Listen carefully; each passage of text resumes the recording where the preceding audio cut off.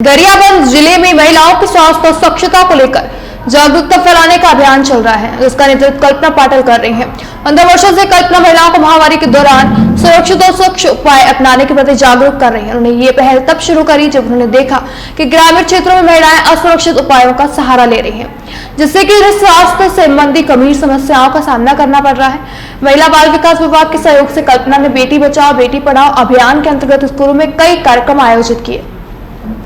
इन कार्यक्रमों में उन्होंने छात्राओं को सैनिटरी नैपकिन के उपयोग, उससे जुड़े मिथकों को दूर करने के लिए शिक्षित किया। इन प्रयासों के तहत अब स्कूलों और कॉलेजों में सैनिटरी नैपकिन एटीएम और मशीनें लगाई जा रही हैं। हालांकि रखरखाव की कमी के चलते इन मशीनों का सही उपयोग नहीं हो पा रहा है।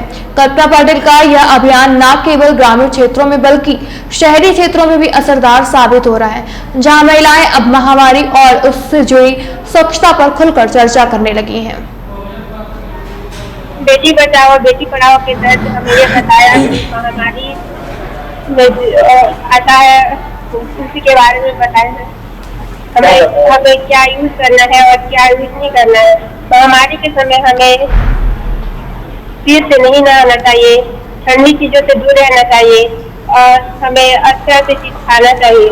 हमारे शरीर में आयरन की कमी होने के कारण हमें हर मंगलवार आयरन की गोली खाना चाहिए और इसे हमें और प्रोटीन के लिए दूध, हरी सब्जी, दाल ये सब खाना चाहिए। हम इसी नियम का पालन करेंगे और हमारे जो भाई बहन है उनको भी यह समझाएंगे और हमारे आसपास के लोगों को भी बोलेंगे कि ऐसे महामारी के समय में ऐसा नहीं करना चाहिए। तो लाभ हुआ और हमें ये पता चला कि हमारे शरीर में ऐसा प्रॉब्लम होने के कारण क्या नुकसान होना चाहिए और क्या नहीं होना चाहिए। सबके बारे में कल्पना मैम ने बताया कि महामारी एक बीमारी नहीं है, न श्राप नहीं है, यह एक ईश्वर द्वारा वरदान है जो हर महिलाओं को आता है और पहले हमें इसकी जानकारी नहीं थी, जो कि अब हमें पूरी जानकारी है इसके बारे में। सैनिटरी नैपकिन का उपयोग करना चाहिए और हमेशा साफ सफाई बरतनी चाहिए।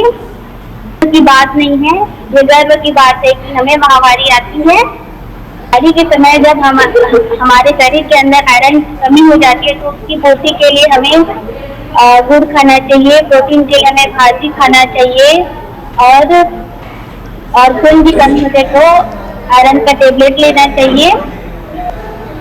जी, ये 5 दिन का है ये कार्यक्रम, 5 दिन की ट्रेनिंग है। महिला बाल विकास विभाग की ओर से मुझे बुलाया गया कि महामारी प्रबंधन और सैनिटरी नैपकिन पे बच्चों को जानकारी देनी है।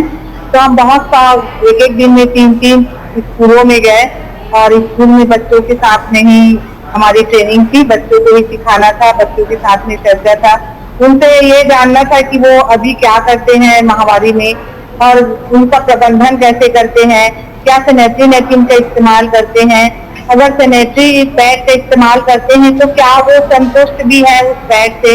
तो बहुत सी जानकारियां मुझे खुद वहां से मिली और मैंने भी अपनी जितनी भी जानकारियां थी कि महामारी में हम रख रखाव कैसे करें, अपने अंतर वस्त्रों का, पैड को कैसे इस्तेमाल करेंगे, उसका संधारण कैसे करेंगे और महामारी में जो होने वाली परेशानियां हैं जैसे बेसिक पेट के नीचे जो दर्द होता है और बच्चों को बहुत ज्यादा कहने की थकान महसूस होता है, तो इनके बारे में भी उनको बताया गया कि हमारे आस पास से ही मिलने वाली चीजों से हम इन सब समस्याओं से बच सकते हैं।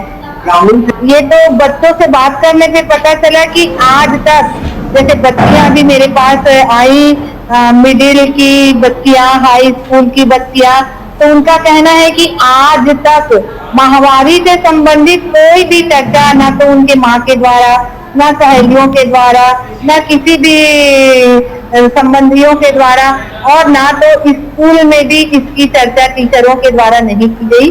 उनको इसके बारे में ये सिर्फ पता था कि मेरी माँ को, मेरी दीदी को महामारी आई, योनि मार्ग से खून निकला, वो मुझे भी हो रहा है, पर ये क्या है, क्यों हो रहा है, ये उनको आज तक पता नहीं था।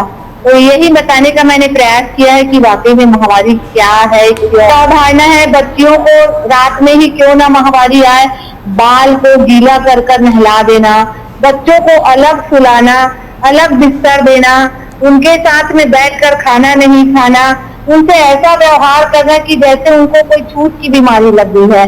तो अवेयरनेस की बहुत जरूरत है, जागरूकता की कमी बहुत है गाँवों में, क्योंकि बच्चियां उनसे बहुत परेशान हो रही हैं, उनसे उनको बहुत तकलीफ हो रही है, आने वाला भविष्य उनका अंधकार में है।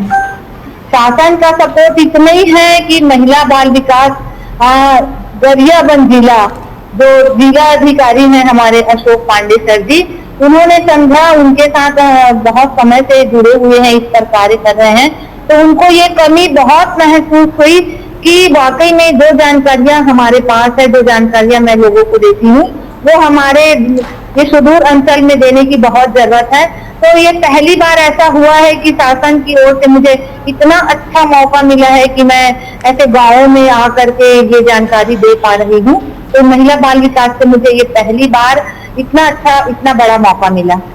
बेटी पढ़ाओ में मैम ने बताया कि खून गंदा नहीं होता, साफ होता है, उसको कितने मानते, और पीरियड आता है उस टाइम पेट दर्द होता है, थकान होता है, चिड़चिड़ापन होता है, चिड़चिड़ापन महसूस होता है और कुछ करने का मन नहीं होता, और खाना चाहिए दाल, हरा सब्जी, और खाना खाने के बाद दूध खाना चाहिए।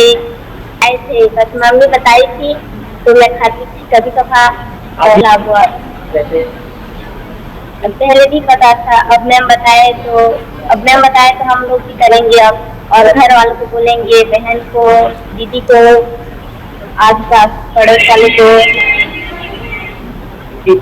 बेटी बचाओ बेटी पढ़ाओ के तहत हमें ये बताया कि महामारी में आता है